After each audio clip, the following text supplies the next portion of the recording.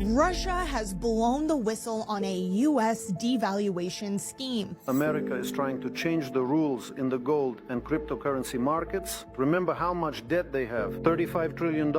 Dropping a global bombshell this week, accusing the U.S. of plotting to erase its $37 trillion debt burden by taking said debt, shoving it into crypto, devaluing it, and then resetting the system with a gold revaluation. A series of moves that wouldn't just impact those using cryptocurrency, but would impact the entire dollar system, meaning your savings, your retirement, your paycheck. But the scariest part is that the plan is already in motion. In case you missed it, Anton Kobiakov, a senior advisor to Russian President Vladimir Putin, made a bold claim this week at the Eastern Economic Forum, stating that the United States is preparing to reset the system, using crypto and gold to erase its massive debt burden. Driving everyone where?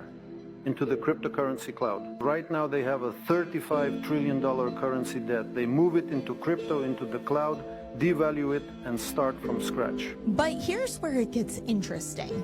Just a few months ago, President Trump signed into law the Genius Act, legislation that creates regulatory framework for stablecoins. Stablecoins being a type of cryptocurrency that maintain a stable value by being pegged to a real-world asset, such as the dollar. But not all is as it appears. On the surface, it was hailed as innovative, and the U.S. adopting a new digital world that will keep us competitive.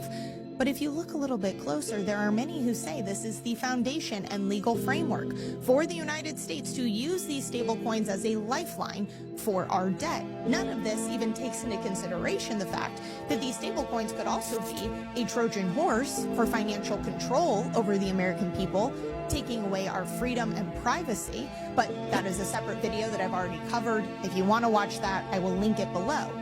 But back to the government scheme. It's no secret that as U.S. debt soars past $37 trillion, the U.S. is facing a buyer's crisis.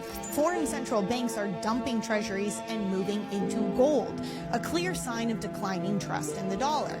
In fact, as Kobiakov himself said, the U.S. is very eager to solve the problem of declining trust in the dollar.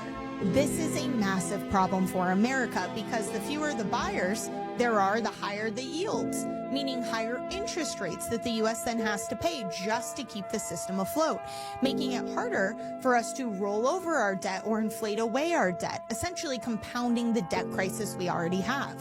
Enter stablecoins. These digital tokens that are backed one-to-one by U.S. treasuries essentially create an artificial demand for our debt, propping up the entire system and giving us the lifeline we need. But before I explain how the pump and dump would work and how gold plays a role, I want to hear from you. What do you think? Do you think that Russia is exposing the U.S.'s plans? Or do you think that they're just throwing shade at a declining dollar? Let me know your thoughts in the comments below. Now imagine if the U.S. pushes adoption of these stablecoins, either by policy, regulation, or promoting them as the new safe digital dollar, all of which, by the way, is already starting to happen. Foreign investors, institutions, even retail would hold these stablecoins in mass, which again are backed one-to-one by U.S. Treasuries. So essentially, it would be like a cloud-based treasury market that would be disguised as a payment system. That solves problem one, the demand for our debt. But Kobiakov takes it a step further, claiming that the United States is plotting to weaponize stablecoins. Essentially, once enough U.S. debt is tokenized into these stablecoins, that's when they will turn around and depeg or devalue them. So instead of being one-to-one, one stablecoin to one USD equivalent, maybe it's one stablecoin to 50 cents USD equivalent. All holders would eat the loss, effectively reducing their wealth by 50%, while America would be able to reduce the debt burden significantly without ever having to call it a default.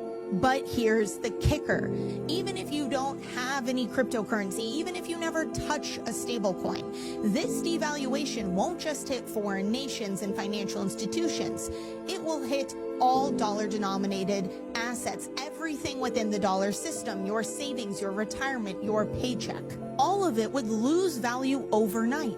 And if you still don't believe me, or you think that this will never happen, it already has. Something that Kobiakov has the you-know-what to call out on a global stage. The U.S., just as it did in the 1930s and 1970s, will solve its financial problems at the expense of the entire world, driving everyone where?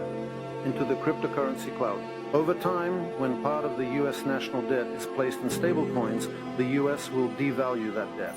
In the 1930s, he's referring to gold confiscation, when the U.S. pulled a fast one on the American citizens, confiscating their gold bullion. Rare and collectible coins were exempt, which is one of the many reasons why it is so important that when we talk about a gold revaluation, or you're considering your own gold and silver strategy, that you work with someone who understands history, right, and the different functions of gold and silver.